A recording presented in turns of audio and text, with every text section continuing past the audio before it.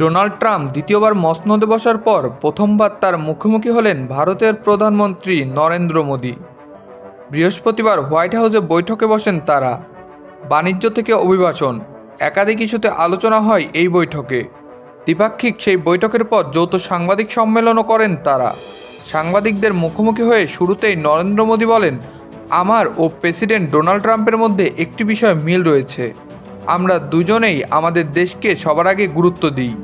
অন্যদিকে মোদির প্রশংসা করে ট্রাম্প বলেন, উনি ভারতে দারুণ কাজ করছেন। বাংলাদেশ থেকে রাশিয়া ইউক্রেন যুদ্ধ, সাংবাদিকদের একাধিক প্রশ্নের মুখোমুখি হন দুই রাষ্ট্রনেতা। বাংলাদেশের বর্তমান পরিস্থিতিতে আমেরিকার ভূমিকা নিয়ে প্রশ্ন উঠতেই ট্রাম্প বলেন, আমেরিকা বাংলাদেশের সঙ্গে কোনোভাবেই জড়িত নয়। বাংলাদেশের সমস্যা সমাধান করার ভার আমি প্রধানমন্ত্রী মোদির উপর ছেড়ে দিলাম।